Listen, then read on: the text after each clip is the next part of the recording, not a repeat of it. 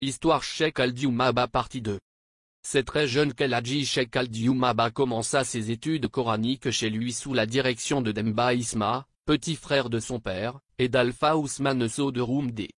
Un jour Sorna Koumbadiari échangeait avec Amadou Isma. Ce dernier dit à la maman, « Mon fils Malal va désormais suivre le troupeau puisque je n'ai personne d'autre pour le faire. » Très attachée à la formation de son fils, elle répondit, « Al-Diouma ferait mieux d'aller au Dara pour apprendre le Coran. » C'est dans ce contexte très austère à toute vie spirituelle que naquit El-Cheikh Al-Dioumaba.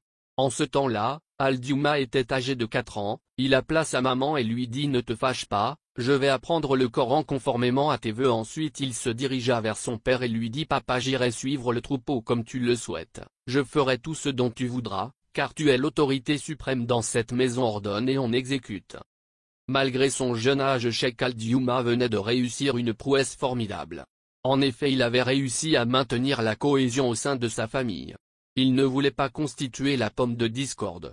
Il prit son bâton et son aloi, tablette ou ardoise et détacha le troupeau. Une fois dans la forêt, il traçait une ligne que les bœufs ne franchissaient jamais. Ensuite il allait au Dara de Alpha Ousmane Sow de Roumdé pour prendre sa leçon quotidienne. Après cela, il repartait dans la forêt retrouver son bétail. Dès le bas âge, El-Hadji Cheikh Al-Diouma respectait scrupuleusement les 5 prières au point que les fils des Ardo prédisaient qu'il allait mourir bientôt.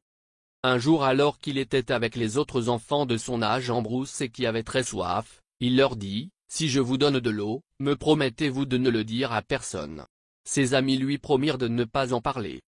Il alla vers une termitière, creusa, une eau douce se mit à couler. Leur soif étanchée, ils retournèrent au troupeau. À l'âge de 7 ans déjà, Cheikh Al-Diouma maîtrisait parfaitement le Saint-Coran, mais personne ne le savait, puis qu'après avoir pris sa leçon quotidienne il retournerait dans la forêt, sous un arbre pour réviser et surveiller son troupeau. Alpha Ousmane Sow de Roumdé lui apprit un livre nommé Muqaddima al-Izya ainsi que le Risala.